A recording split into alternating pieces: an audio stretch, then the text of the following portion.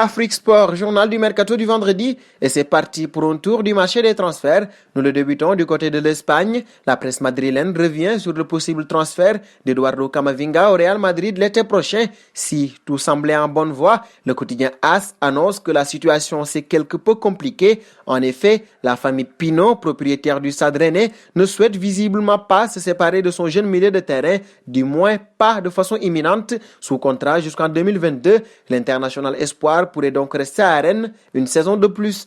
Et de l'Espagne, direction la France, le football a beau être à l'arrêt, le PSG est actif en coulisses. Dans sa quête en latéral gauche, le club de la capitale vise toujours Alex Telles, latéral gauche du FC Porto. Selon Ojogo, Chelsea, qui est également intéressé, est toutefois pour l'instant devancé. Le quotidien lusitanien précise que le PSG devrait rapidement proposer 25 millions d'euros plus des bonus pour boucler ce dossier.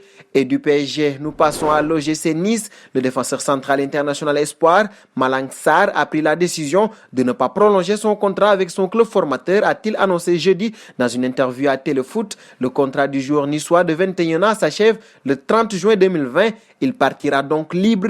Filons désormais en Italie avec le dossier Lautaro Martinez. C'est probablement la grande priorité du Barça pour l'été prochain. En quête d'un buteur, le club catalan semble avoir jeté son dévolu sur Lautaro Martinez, l'attaquant de l'Inter Milan. Problème, le club lombard ne souhaite visiblement pas s'en séparer, du moins pas pour 4 sous. Selon la Gazzetta dello Sport, les Blaugrana devront proposer au moins 90 millions d'euros pour l'international argentin qui dispose d'une clause libératoire de 111 millions d'euros valable pour les 2 premières semaines de juillet. Et toujours autour de ce dossier, le Barça a réfléchi à grande échelle. Selon les informations du club de la Mitranite, le FC Barcelone suit d'autres possibilités au cas où l'opération Lautaro Martinez venait à échouer.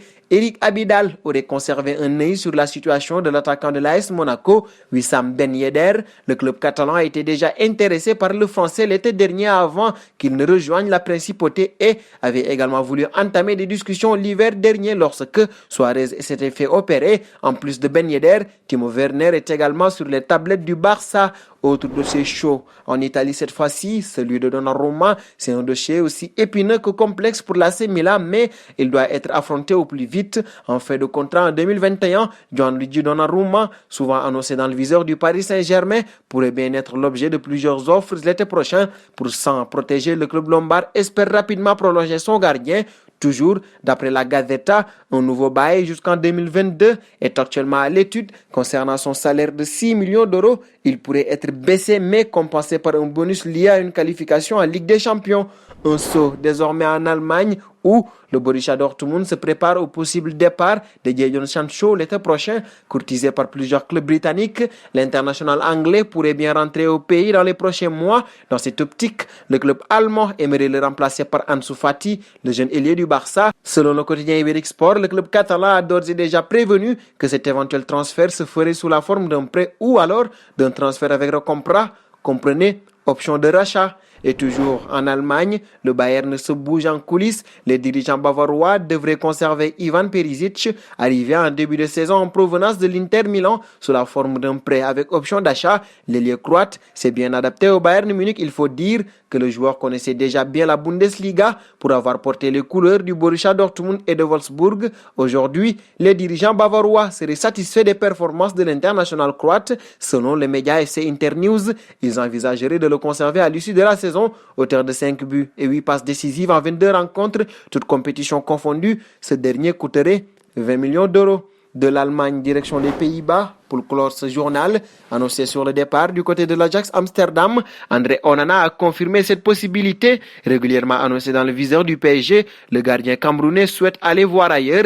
Le temps est venu pour moi d'aller de l'avant. Mes ambitions sont claires, a-t-il confié au quotidien néerlandais Algemeen Dagblad. De son côté, son agent a assuré que le Barça lui avait manifesté son intérêt. Toutefois, aucune offre officielle n'a encore été formulée. Et c'est cette information sur André Onana qui met fin à ce journal du mercato de ce jeudi. Un plaisir de vous l'avoir présenté. Nous vous donnons donc rendez-vous demain tout en vous invitant à vous abonner.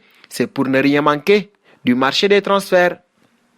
Abonnez-vous sur la chaîne Afrique Sport pour de nouveaux contenus exclusifs de vos sportifs préférés. N'oubliez pas également d'activer la petite cloche pour ne rien rater.